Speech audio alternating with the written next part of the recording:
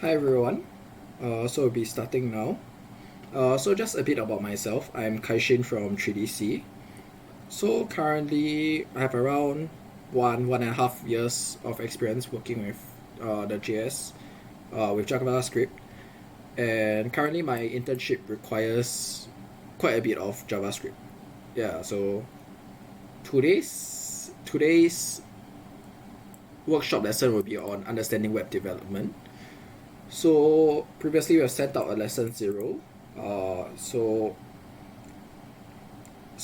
if you weren't if you aren't very confident with programming, we recommend you check it out. So just some basic recap. So the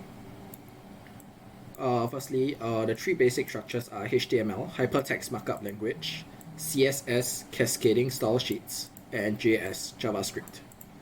So understanding web development structure. So firstly, there is if you are using Google Chrome, there's an extension that we recommend. So I'll just preview it here. So what happens is that it better outlines the elements, so it's a lot easier to see it on the page, see the position on the page. So we can head over to the provided HTML file. It should have been in the email sent to you. And so here is the HTML file. So what you can do is just open up your preferred code editor and just create a new file, and you can just copy this chunk and paste it in and save it as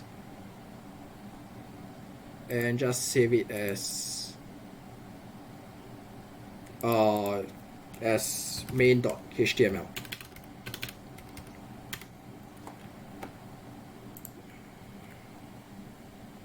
Okay, so I'll open up the HTML.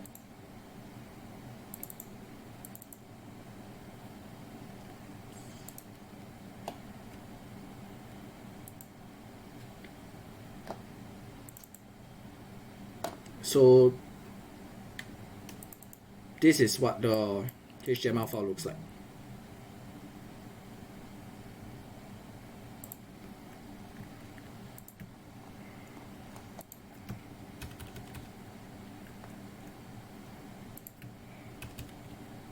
Okay, so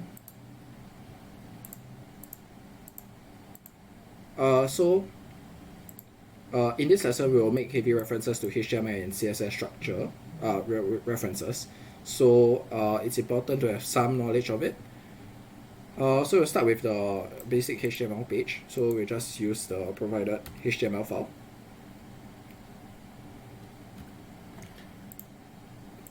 So a very important thing to remember is JavaScript is that you typically want the script to run once from the top to bottom, and to set up the functions to trigger on events and intervals you want to happen on your site. So how to add JavaScript into your website to introduce interactivity? So what you do is your script should belong in between the script tags.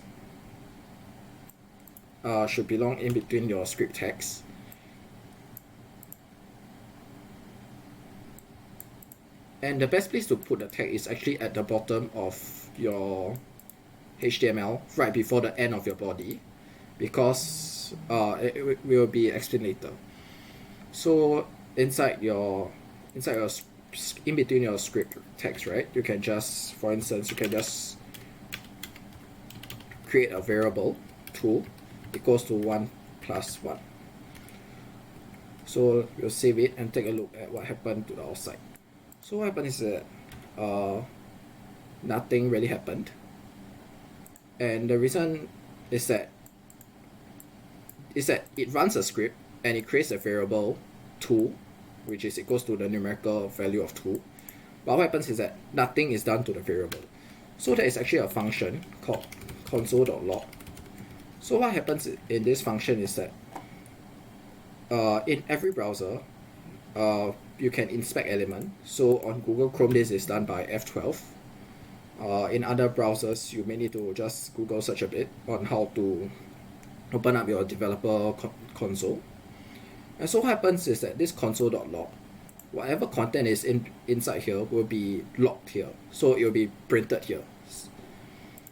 So if we were to put in tool here, and that is a variable tool, and we save it, and we refresh the site, what happens is that we see that we get, it's a bit small, but you can see that you get a variable tool.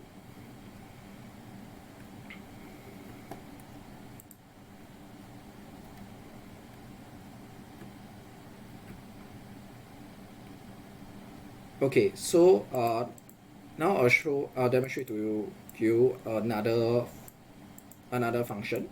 So what you do is we'll go more into more detail later, but this is just a basic showcase of what you can do with some JavaScript. So we'll do document.body.inner HTML. I've changed your contents, and we'll save it. And if you come over to the site, take note of what is inside this paragraph here, and it all gets overwritten to I've changed your contents. So this is like a message, and our body text was replaced with the message. So what happens is that with this document.body, it found our body text, and with the inner HTML equals to message, it replaced the content between the text.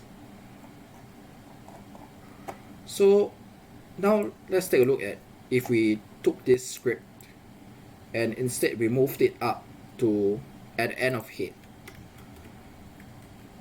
Okay, then let's take a look at what will happen.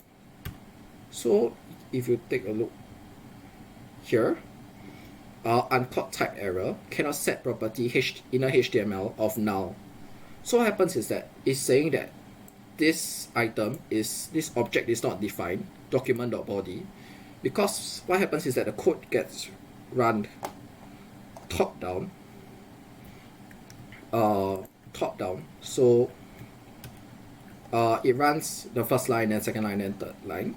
So what happens is that when this script is ran, the body has not yet been initialized. So as far as it's concerned, this script cannot find the body, and which is why you take a look here. There is actually no effect on the web page itself. So I will now be covering a bit on DOM. So moving forward, you'll hear me say DOM a lot in this workshop. So DOM refers to Document Object Model. This is the way which browsers lets developers manipulate web pages with JS. DOM passes all the HTML and CSS into one large JS object, which contains all information about a web page to be loaded. So when we are using the global variable document, like we did above, we are accessing the DOM to access the properties and functions inside it, such as inner HTML. So there's two general steps. The first step is you can find the DOM node through an access method, such as document.body.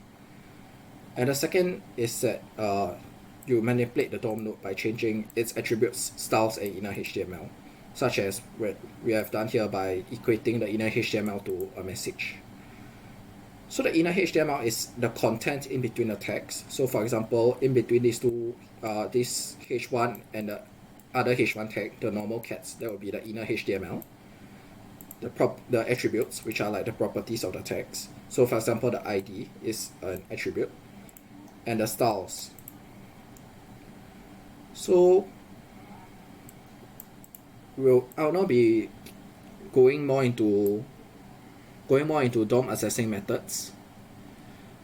So first, if you take a look here at this h1 tag, right? It has the ID heading.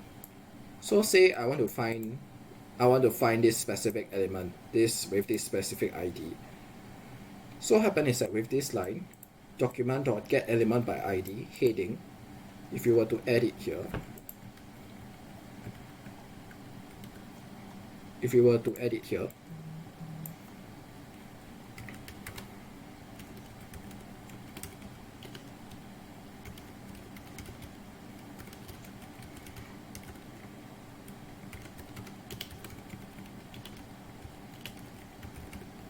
So what happens is that through this method we are able to find this node since it has the ID of heading, which is what we're looking for here. So if we were to console log it,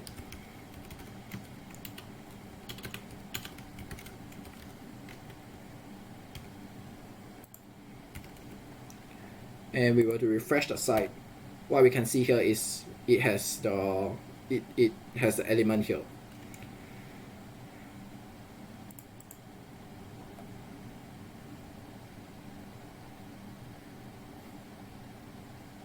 And similarly, using the inner HTML property, we can actually change the content inside the text. So if we were to come here, instead of normal cats, when I refresh it, it becomes cats, because we changed the inner HTML here.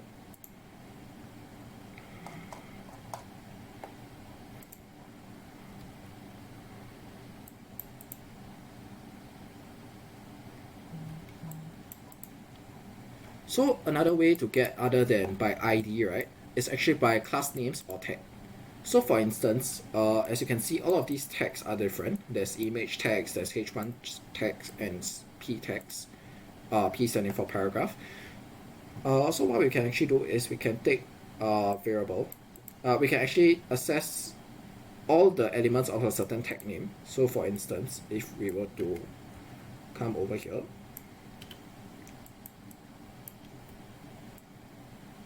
and we were to console.log, and say we want all elements of the tag name P, we can just come over here. Oh, sorry, I forgot to save it. Okay, come over here, and there is a P object here. So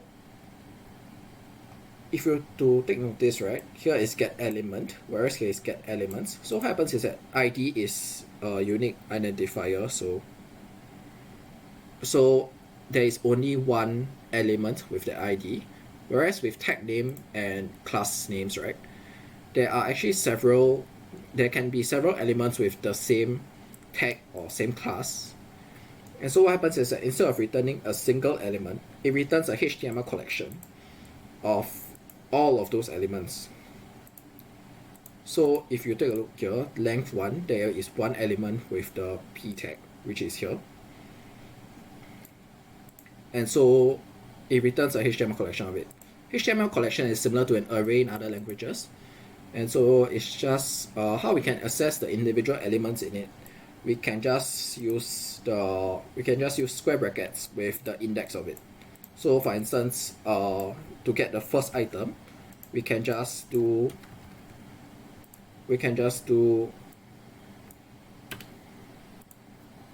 0 inside. And here we get the P element.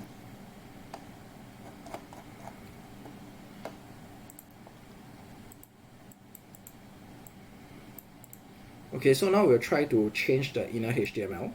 So if you want to change the inner HTML of one element inside the HTML collection, right, you can just use the index. But if you want to change multiple, you need to iterate through every single element inside the collection, and for that we can just use a for loop.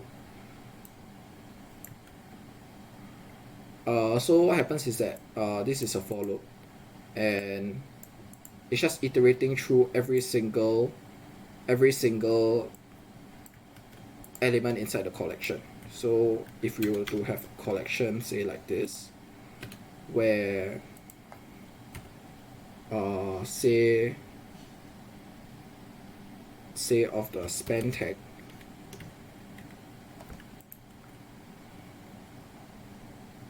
so what happens is name elements is the collection, HTML collection of all of the span elements, and over here we are iterating through all of them and changing the inner content to hacker cat.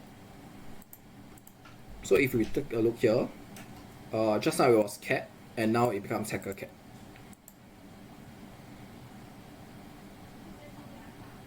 And other than tag name, you can use class name as well. So for instance, if you take a look, all of the span tags have the class animal here, and we can return all of the tags with the class animal. So this is useful in like large web pages. Say you are using span for not just cats but maybe other not just animals but maybe other objects as well, and you only want to single out animals. So classes can be used to more accurately group the elements that you want. And another method is by the CSS selector. This is the syntax, but we'll not go through much of it today. It will just return a node list, which is slightly different. Feel free to look it up if you're interested. So for now, we'll start with our first activity. So it'll just be testing what you understand about DOM access. So using what you have learned above, just try to console.log a HTML collection of all of the span tags in the HTML file. I'll give you all several minutes to work on this.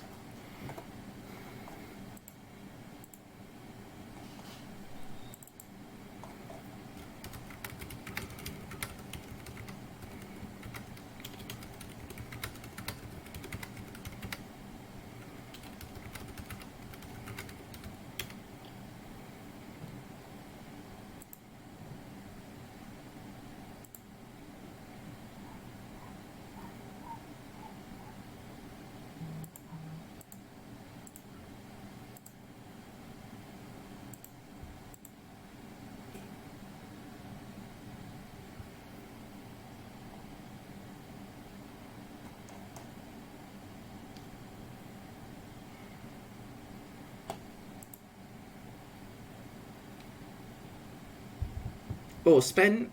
Someone asked in the Twitch comment section what is span. So span is just a HTML tag.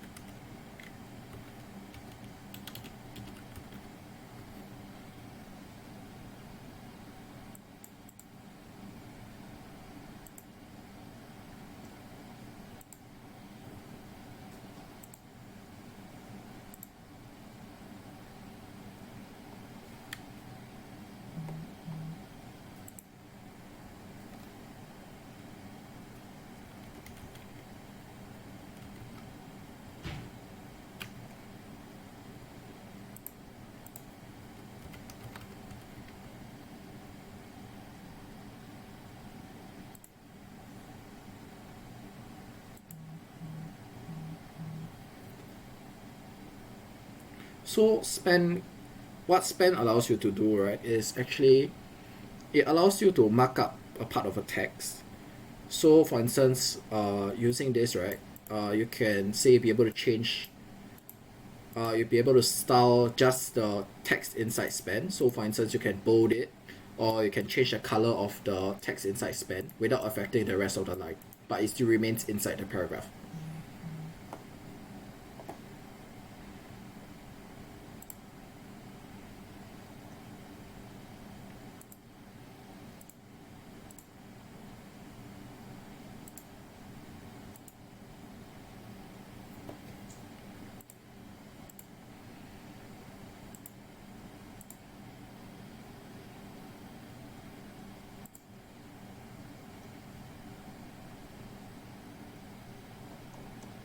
So if you have any questions, please feel free to just put it inside the comment section, or just use the pigeonhole that has been linked in the email.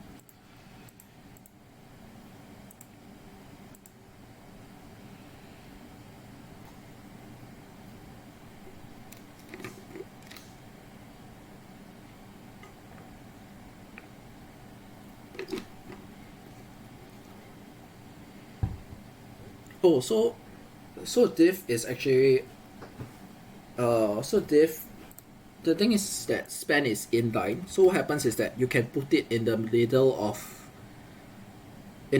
of say this paragraph, and it won't affect the positioning of the text. and it will just allow you to style that the content that is inside the span while not interfering with the content outside. Whereas div, what happens is div is more or less an entire block.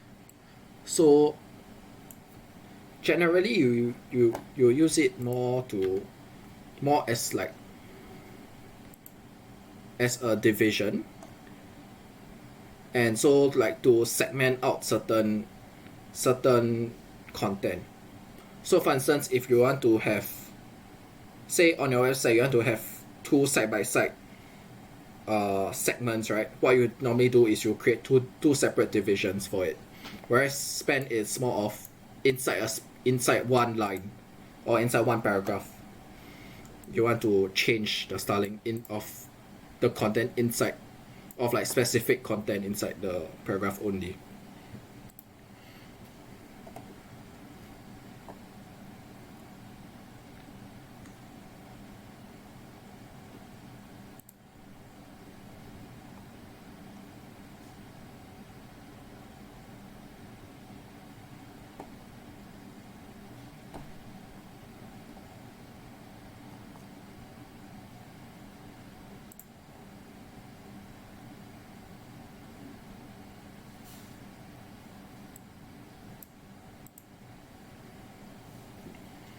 Okay, so now I'll be demonstrating how to complete this activity.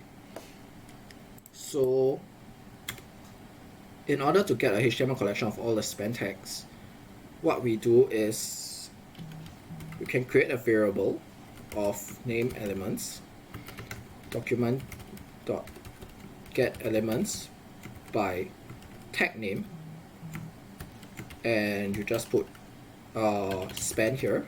So what this does is, inside the document, you'll get every single element with the tag name of span, which is what it asked. And so if we were to, if we were to save it and then refresh it, oh sorry, I forgot to console log it. And now we console log the variable. We can see that there is a HTML collection of it, and using the for loop,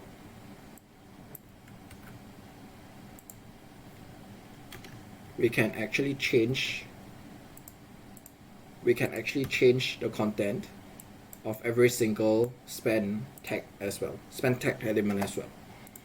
Yeah, so basically to complete the activity is just this line. Get elements by tag name, and the tag name being span. Okay, so now we'll continue on. Feel free to just comment or use the pigeonhole if you didn't understand anything. Now we'll move on to DOM manipulation. So using DOM manipulation, you can change attributes. So attributes is basically like certain properties, say like the ID or like the source of an image. So yeah, all of these href, name, all of these are basically properties that you can edit using DOM manipulation. So for instance,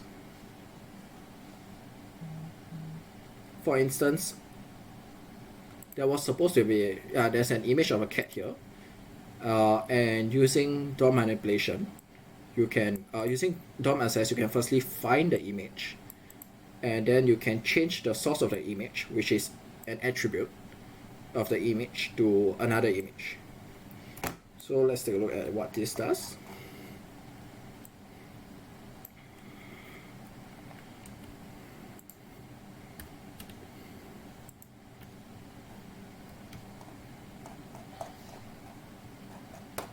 Oh, I think this image link doesn't work.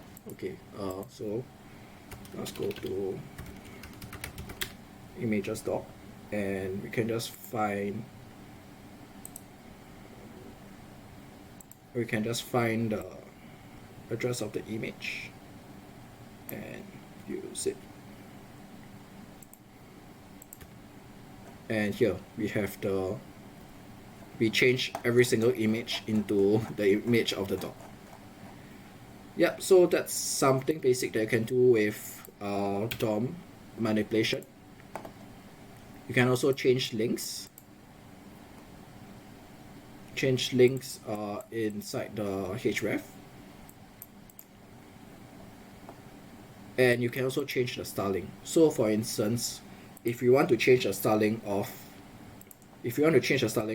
say normal cats, the heading, what you can just do is firstly we need to find the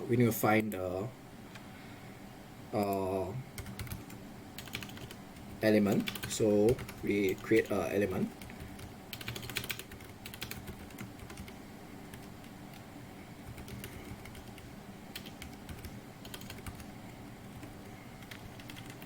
And we find it using the ID heading.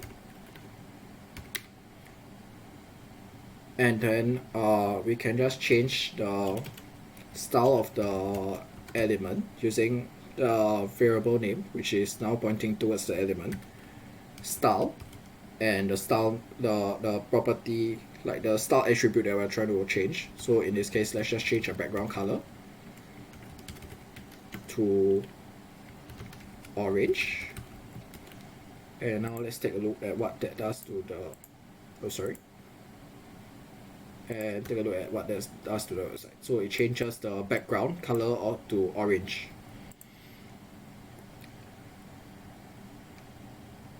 So what you can actually do is you can actually also add and remove classes. So for instance, if you have a CSS class called warning, you can add it to a certain element using the element class list and add, and then it will add on to. So for instance, if you want to add the class warning to say all elements with the class name animal, then every single animal class will also have a warning class behind. Similarly, we can create elements from scratch. So for instance, I'll demonstrate that here. So say you want to create a paragraph, you can just do document dot create element p, and then let's just add some words to it. And now we can edit, because if you don't edit, you created this element, but then it doesn't get added to the HTML form.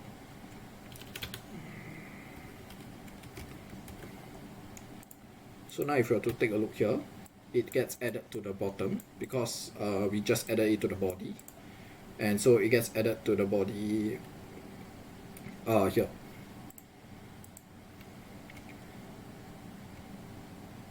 So similarly, other than append child, you can actually remove certain elements. You can replace them. You can insert before. So for instance, if you want to insert it before the paragraph, you can just insert before. It will go above the paragraph but below the H1. And insert adjacent. Yeah, so now we'll move on to activity 2, which will be testing on DOM manipulation.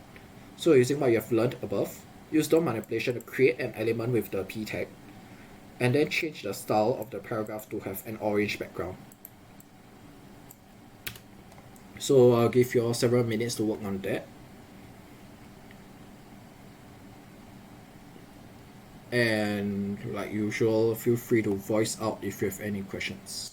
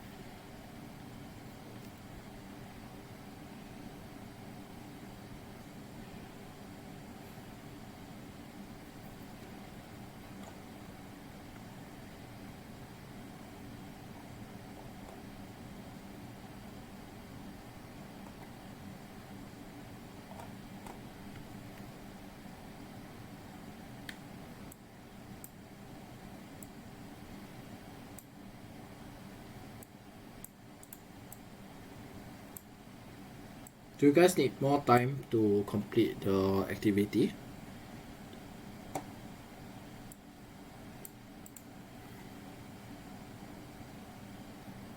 I'll give you all like 2 more minutes.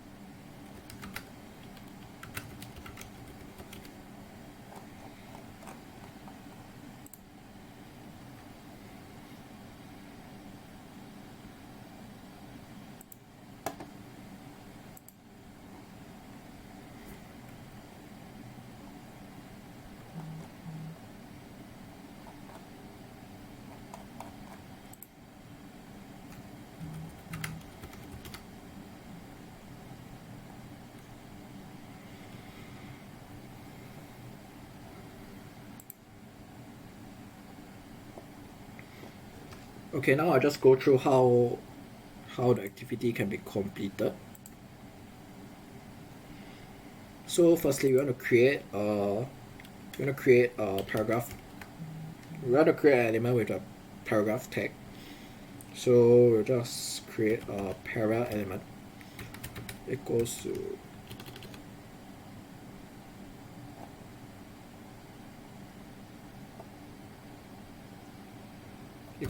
document dot create element p, and then we'll change the content of the element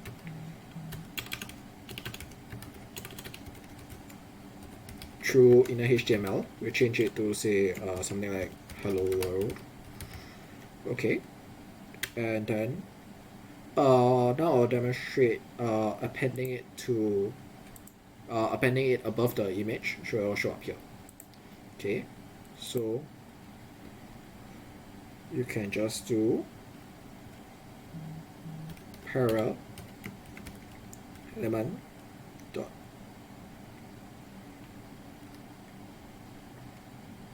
insert before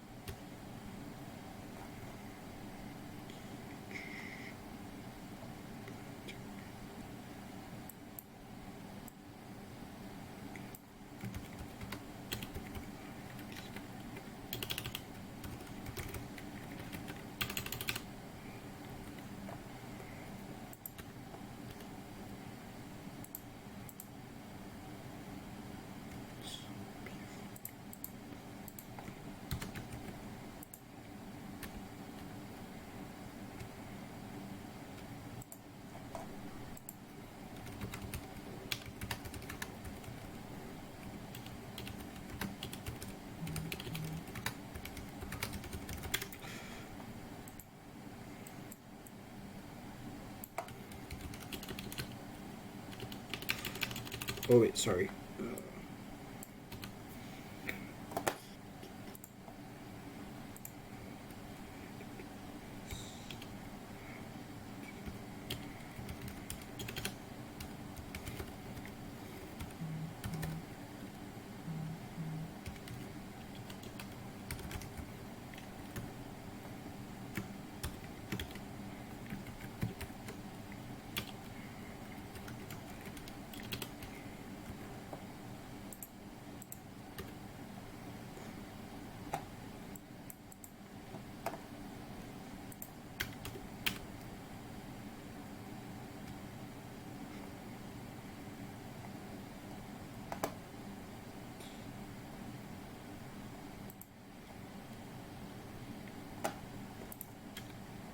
So also demonstrate how to add the attribute, how to change the attribute. So in this case, I'll add the attribute. I'll change the attribute ID of the created paragraph to say something like, to say something like activity 2. Okay, so then this will allow us to find the element by its ID, which is activity 2, and using that we can change the style of it, specifically the background color, to orange.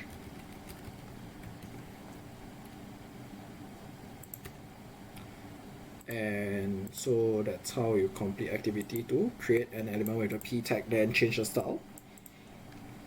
Okay, next we'll be covering event list, DOM events.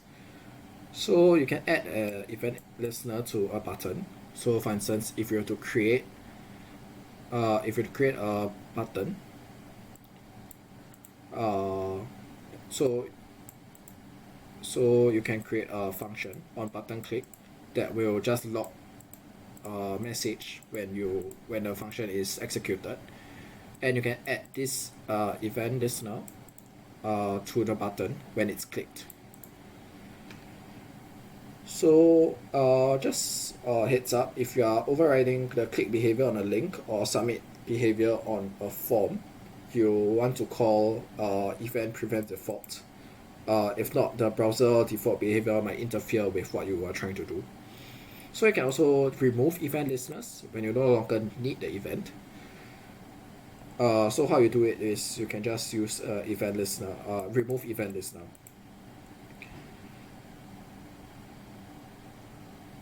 Okay, so functions. So now I'll just demonstrate a simple function of a button using an alert. We also cover functions that are segmented block of code which intends to perform a specific function. So for instance, I'll just show what happens using the alert function.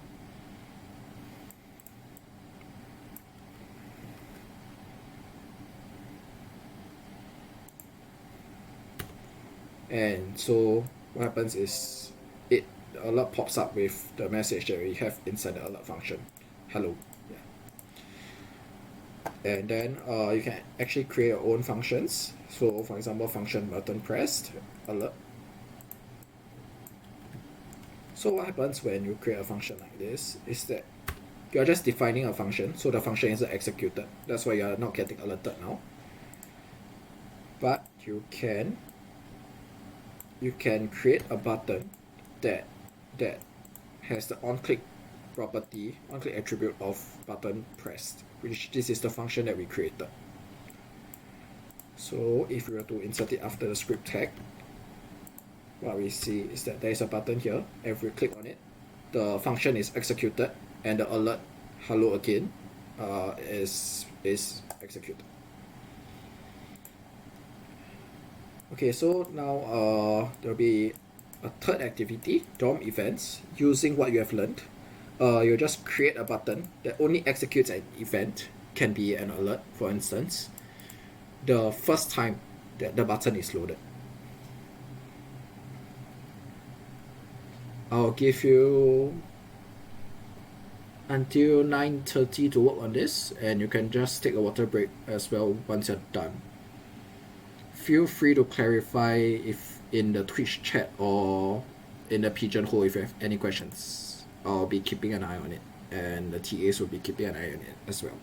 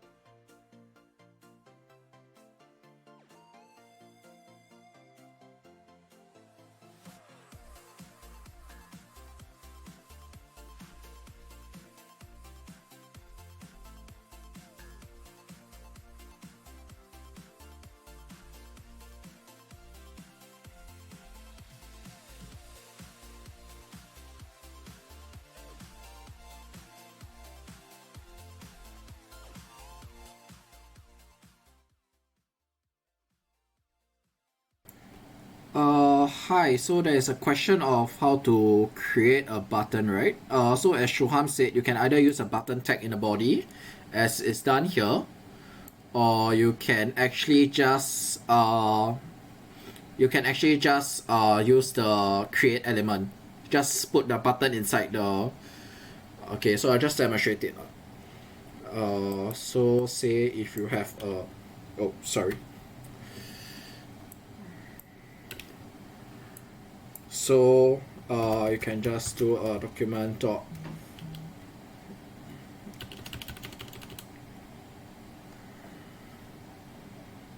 sorry, give me a sec.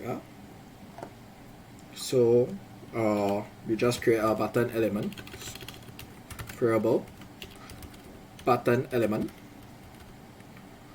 equals to document dot create element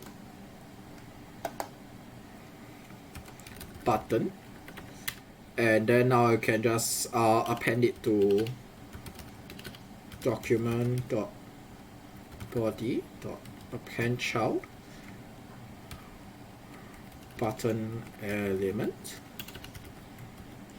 And now if we were to take a look here, yeah, there's a button that is created. So to make sure that this is the button, right, I'll just do a button element dot inner HTML equals this button.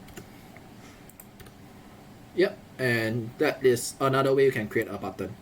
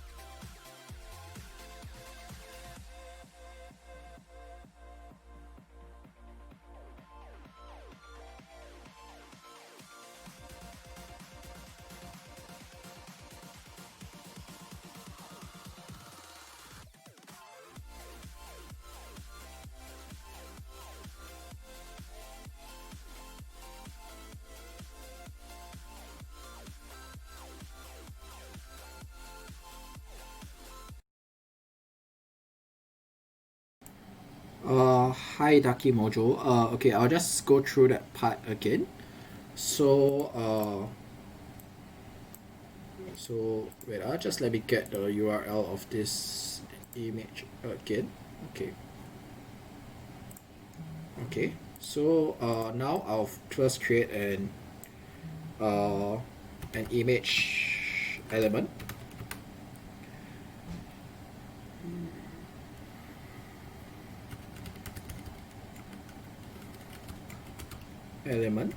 Of image, and so the source of the image is actually an attribute.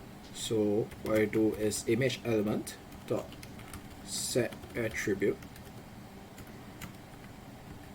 source, and the HTML, the link, the URL that we copied earlier. And now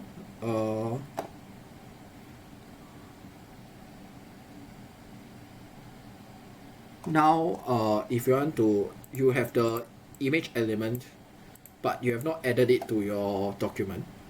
So what you do is you can just take document dot body dot append child. So what happens is that this appends the element that is inside the bracket, which we want it to be image element, as a child of the body. So it will put it inside the body over here.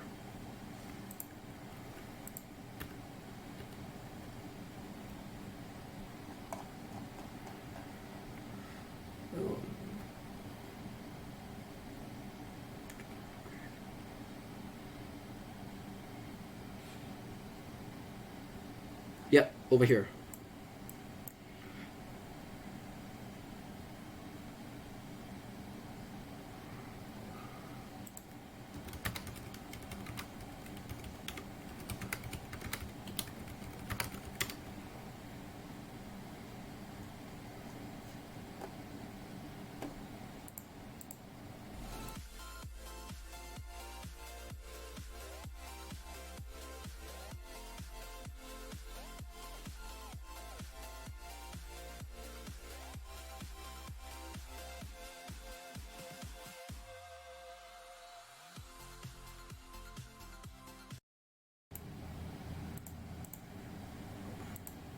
Okay, so someone asked a question for button on click function.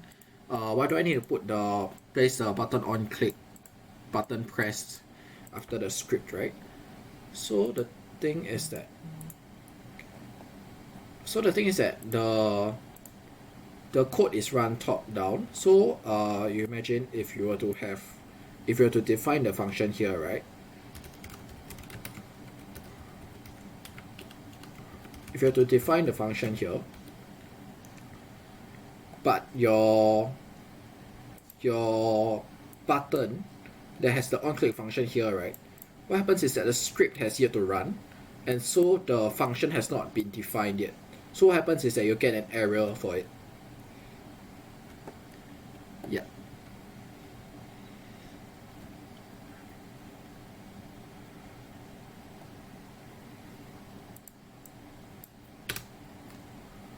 Okay, it's now 9:31.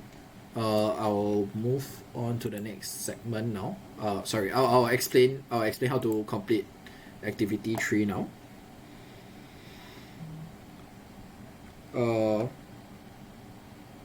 So the task is to create a button that executes the event only one time when the button is clicked. So as I explained earlier, if you caught the answer to the question earlier, there's multiple ways to create a button. You can either just create a button using HTML like that, or you can create it using JavaScript. So I'll just showcase the JavaScript method. So you create a variable button element, document dot create element, and since the element you're creating is a button,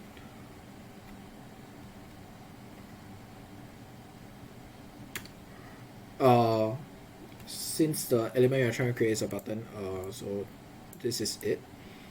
And then now let's add the button element to the into the body using append child. Okay, then now let's take a look.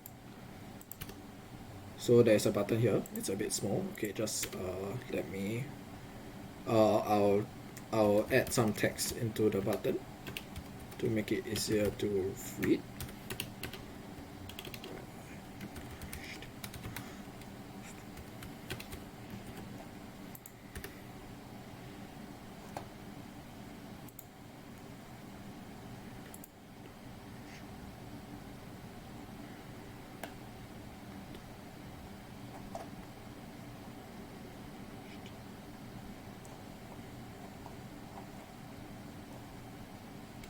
Actually, there's another way to I'll showcase another way to add text into the button.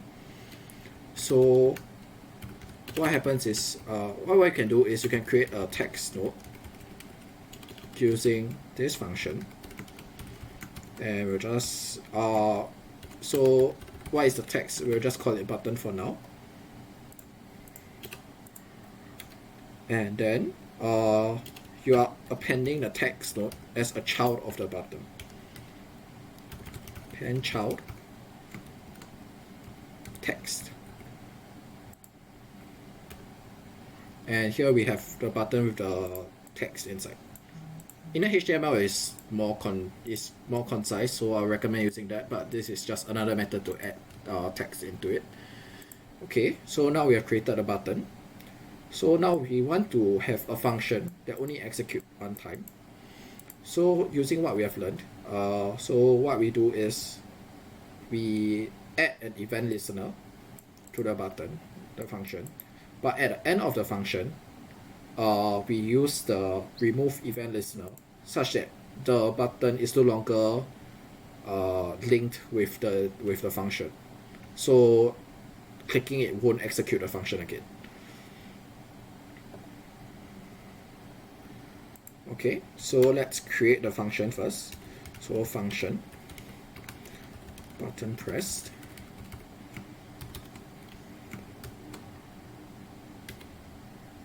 So we'll just do alert.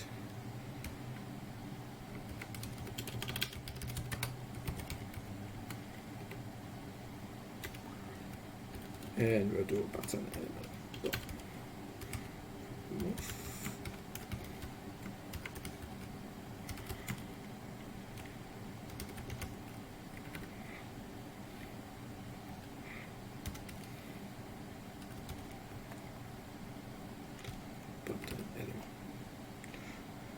Okay, then but currently the function isn't linked with the button element at all, so we'll add the event listener by doing the add event listener function. Click. So what happens is that other than click, I believe there's hover as well as a few others. So what we are changing is the click event. So button pressed.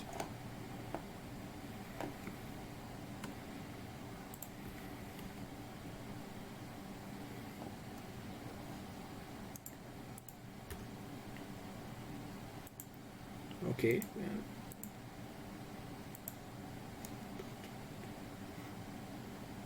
Oh, sorry. This here should be the function name, not the element. Okay, so sorry, forget to save. Okay, then refresh. Okay, so it runs on the first time, and it doesn't run again. Okay, so that's how you complete the third activity. Okay, so the fourth activity is basically just a summary of everything you've learned. So using everything you've learned today, create two buttons. The first button creates a new element with the paragraph tag. So every time you click on the element, a new paragraph will be created. And the second button bolds the text in all the paragraph text. So yeah, work on that. I give you until 9:45, and yeah, so just work on that. Any queries, please just clarify. We'll do our best to respond to your queries as soon as we can.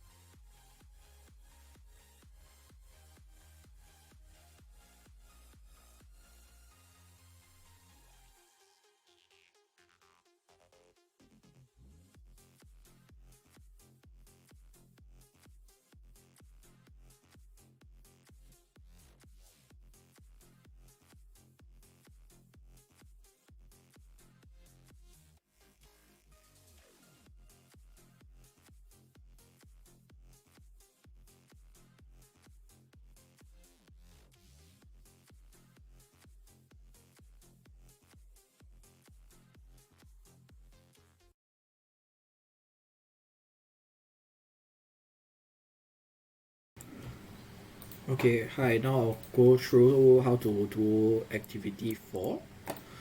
Okay, so firstly, let's create the two buttons. So I just work off of this. Delete everything here. Okay. So I'll change the naming of the button to create para.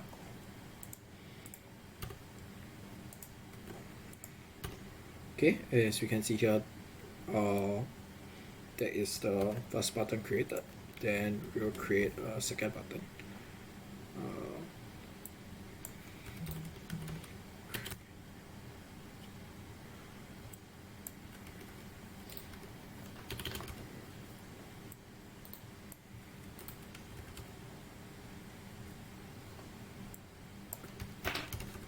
Okay, then this will be change para.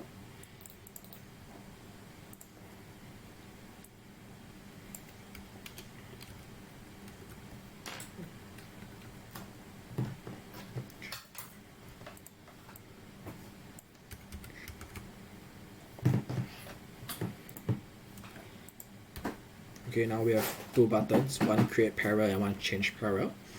Okay, then let's create the individual functions.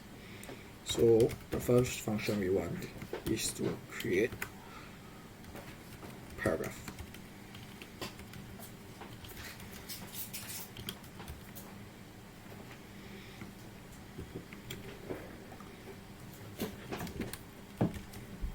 So firstly you need to create a paragraph, create element,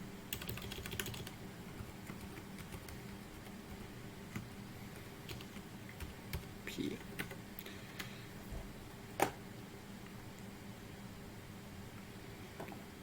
and then let's just add some text into the paragraph so that it's easier to look for it. There's some lorem ipsum, just some placeholder text.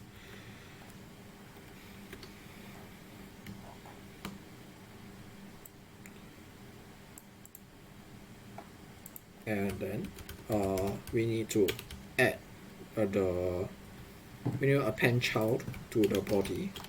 If not, it won't be inside the HTML. Append child para. Okay, so now that we have created a function and created a button, we will link them by create element dot add event listener. So we want to modify what happened when it's clicked, and then the function that we want to execute when clicked is create paragraph. Okay, so let's take a look at how this. Okay, and now we can create paragraphs with this button. This is the button, this is the function, and this is linking the button with the function. Okay, so now let's create the function for the second paragraph. So what we do is change paragraph.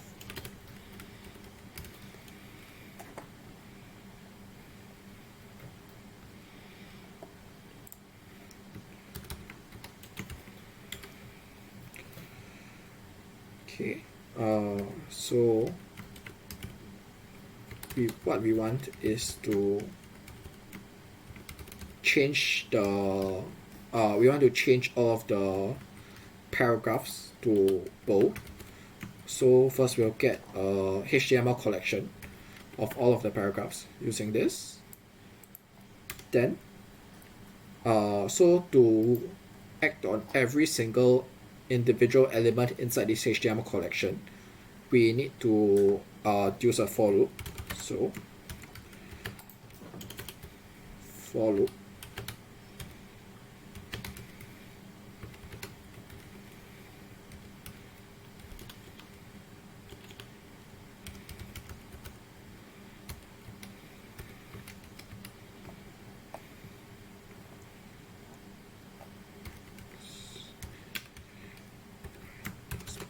okay, So there is our for loop, and then we will change the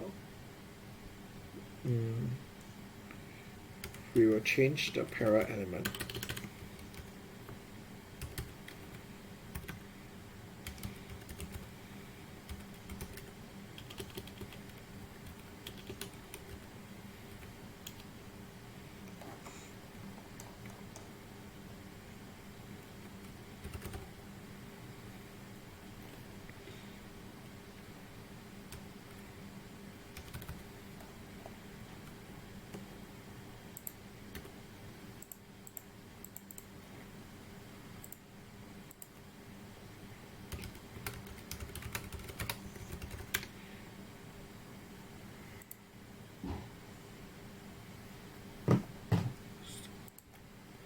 Oh wait, sorry, this needs to be shrink.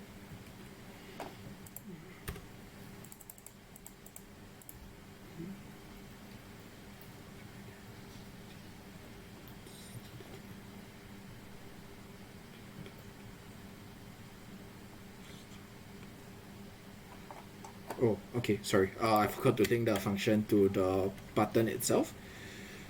So what we need to do is change element, which is our button, add event listener, and what we're going to do is when it is clicked, we want a function called change paragraph to be executed. So here we have change paragraph, and then let's take a look. And yeah, when we click on it, every single paragraph, the font weight. Okay, so font weight is basically how bold it is. Standard is 400, I think, and below it is basically thin, and above it is bold. Yeah, so 700 is bold. Okay, so that's how you change the font. Okay, so that is basically how you complete activity 4. Next, I would like to showcase how